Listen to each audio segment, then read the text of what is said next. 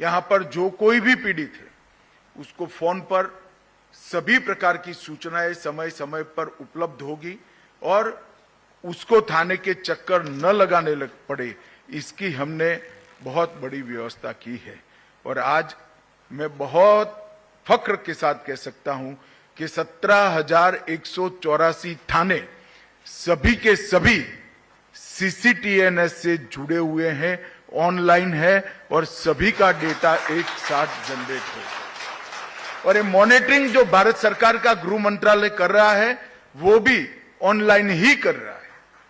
इससे मालूम पड़ता है कि कितना बड़ा बदलाव हम बहुत कम समय में लेकर आए हैं।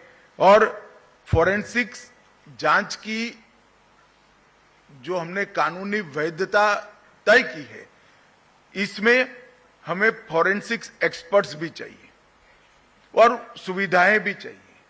तो हमने भारत सरकार की ओर से हर जिले में एक फॉरेंसिक मोबाइल वाहन के लिए हर राज्य को सहायता ऑफर की है और करीब करीब ये पूरे देश भर में फैला।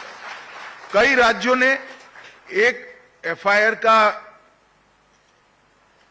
संख्या देखकर उन्होंने अपने आप बढ़ाए हैं और इसके साथ हमने दूरदर्शिता के साथ कानून 24 में आया, 20 में हम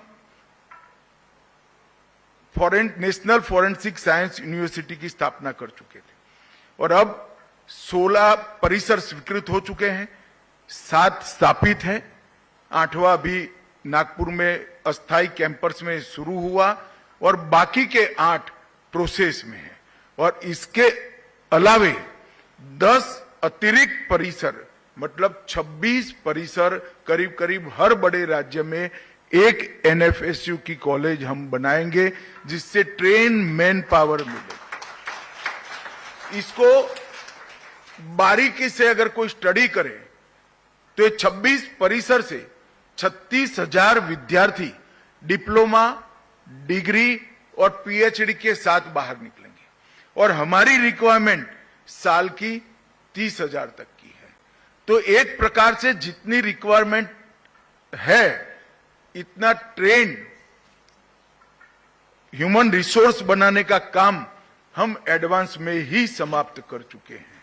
और मुझे विश्वास है कि सारे बच्चे जो बाहर निकलेंगे वो एक नई ऊर्जा के साथ, नए विश्वास के साथ हमारी आपराधिक न्याय प्रणाली को कंट्रीब्यूट करेंगे। मैं CSFL की बात करूं तो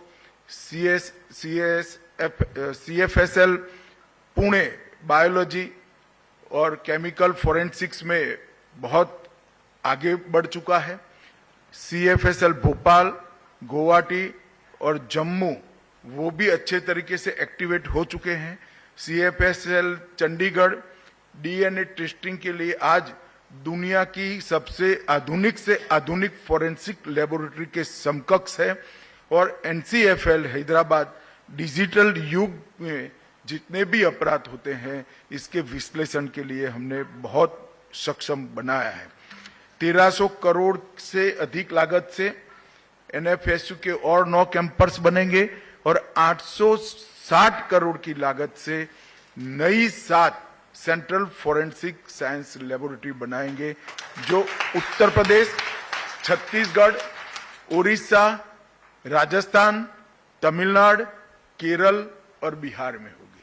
तो एक प्रकार से देश भर में राज्यों की फोरेंसिक साइंस की फैसिलिटी को एक सपोर्ट बेस बनाने का काम भारत सरकार के गृह मंत्रालय ने कर दिया है। लगभग 2080 करोड़ की फोरेंसिक क्षमताओं के आधुनिकीकरण की योजना भी हम ला रहे हैं और 200 करोड़ की लागत से नेशनल फोरेंसिक डेटा सेंटर की स्थापना भी करेंगे जिससे अनेक प्रकार के डेटाओं का संग्रहण और आर्टिफिशियल इंटेलिजेंस के आधार पर इसका विश्लेषण और वो विश्लेषण का हर फोरेंसिक साइंस को उपलब्ध कराकर जांच को और पैनी बनाने का काम हम करेंगे।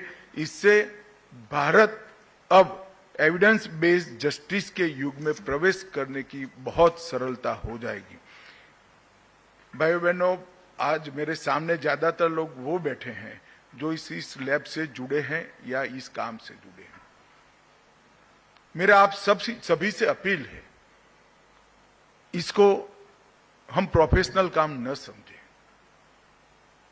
हमारे संविधान निर्माताओं ने आजादी की स्पिरिट को हमारे संविधान के अंदर भरने का काम किया, मगर वो स्पिरिट को जमीन पर उतारने का काम शायद हम बहुत देरी से शुरू कर रहे हैं। एक गरीब आदमी इतना निराश हो जाए कि थाने में फरियाद करने ही न जाए।